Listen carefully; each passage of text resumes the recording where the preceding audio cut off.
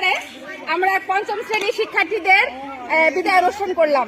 কিন্তু বিদায় অনুষ্ঠান যদিও করেছি, কিন্তু ওদের একটা চাওয়া ছিল আমাদের কাছে। সেই চাওয়াটা এমনই ছিল যে আমরা আজকে হচ্ছে 1 তারিখ, 2 তারিখ থেকে ওদের ফাইনাল পরীক্ষা শুরু হবে। তো ওদের একটা ইচ্ছা ছিল সবাই মিলে একসঙ্গে টিফিন খাবো এবং স্যারদের দিয়ে। কিন্তু খাওয়ার আয়োজনটা এমনই হবে যে যার যার বাড়ি থেকে রান্না হবে, যার যার বাড়ি থেকে রান্না করে নিয়ে আসবে আর সবাই মিলে আমরা খাবো। দেখেন বিষয়টা কেমন হলো, সবার প্লেটে দেখেন অনেক কত প্রকার ভর্তা, মনে হয় 20 প্রকার ভর্তা হবে এখানে। ডিম, গরুর মাংস, বিভিন্ন রকমের ভর্তা, এত ভর্তা, এত আয়োজন প্রত্যেকে করে নিয়ে আসছে। দেখেন সব ম্যাডামরা, সব স্টুডেন্টরা খাচ্ছে। এটার জন্য মনে হচ্ছে আজকে ওদের অন্যরকম একটা মিলন মেলা, যে আসলে বছরের বেশিরভাগ সময়ই ওরা স্কুলে টিফিন করে, কিন্তু শেষ দিনে যে ওরা আমাদের সঙ্গে টিফিন করবে বলেছে আপনারা কিন্তু কেউ রান্না করবেন না, এবার হবে আমাদের হাতের, আমাদের মায়েদের হাতে রান্না।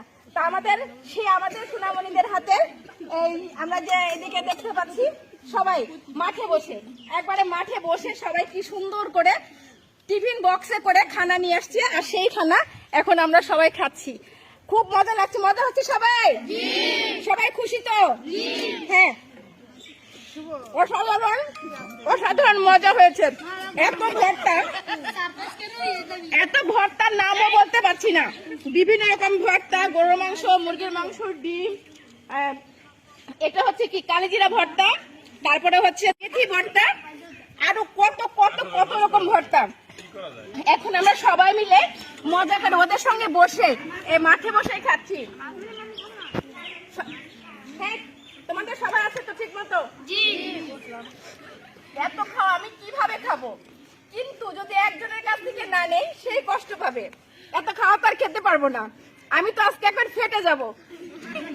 তা অনেকে কষ্ট পেয়েছে, এক লোকমা সবার কাছ থেকে নিতে নিতেই আমার প্লেট একবারে ভরে গেল। এখন এ খাওয়া কি করে খাই? ওরে বাবা, কত ভর্তা, এত কি করে খাই? 1টা 2টা 3টা 4টা 5টা 6টা 7টা 8টা 9টা 10টা 11টা 12টা 13টা 14টা 15টা ওরে ভর্তা, আবার মাংস, গরুর মাংস। উফ, কি করে খাবো? আজকে তো বিশাল খাদ্য হয়ে গেলাম। ঋণ আসলে কি শোধ করা যায়? এই যে ভালোবাসা, এই যে একটু একটু করে ওদের সাথে এতগুলো বছর থাকা, 5-6 বছর থাকা, এবং আজকে পরীক্ষার শেষ দিনে ওদের যে আয়োজন, এত বুদ্ধি নিয়ে ওরা কাজ করে, আসলে এ থেকে বোঝা যায় আজকের শিশুরা আগামী দিনে কি করতে পারে, কি হতে পারে। এই সংস্কৃতিগুলো কিন্তু ওদেরকে আমরা শিখাই দেই নেই যে তোমরা এটা করবা ওটা করবা, ওরা নিজের থেকে আয়োজন করছে।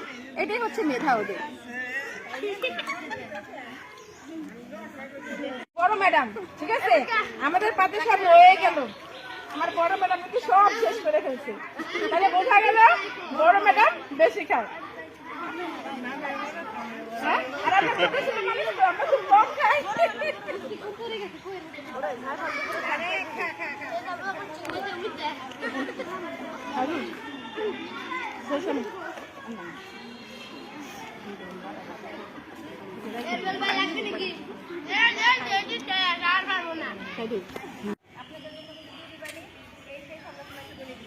ছেলের আবদার